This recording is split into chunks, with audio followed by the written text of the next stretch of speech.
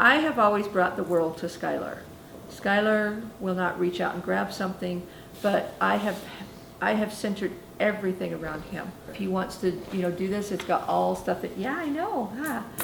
Well, I lived in West Jordan when all this stuff started happening, and I had gotten approved through the independent living for a ceiling lift.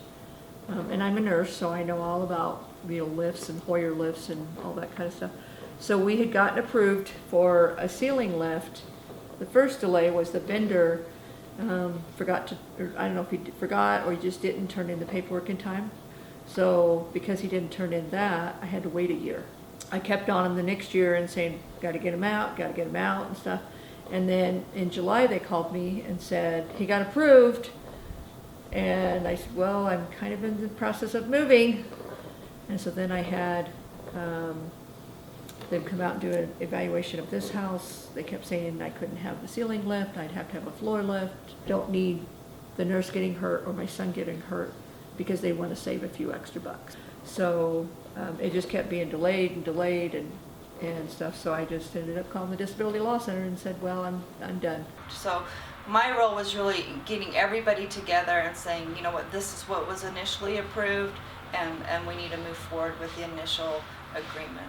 We were able to get Independent Living Center to meet as a team with us. We went out to Skyller's home, and she was able to demonstrate exactly why she needed a ceiling lift versus the floor lift. Skyller's mom was very informed about what she needed and what purpose it would serve for her son.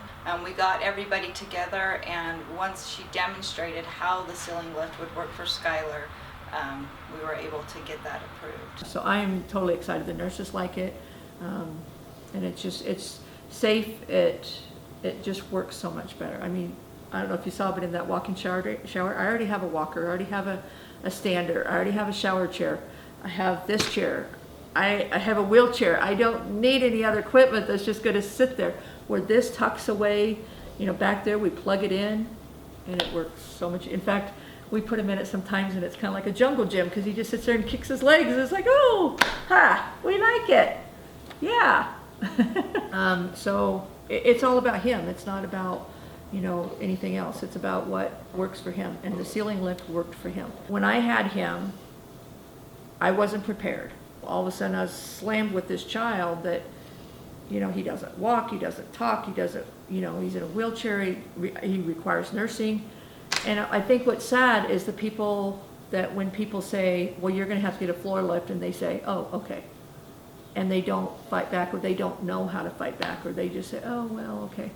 You're known as the mother from hell because you fight for what your child needs. It's about helping other people and understand that you don't have to be silent. I thank goodness that there is the Disability Law Center to make sure that these guys get, what, not take things for granted, but what they need,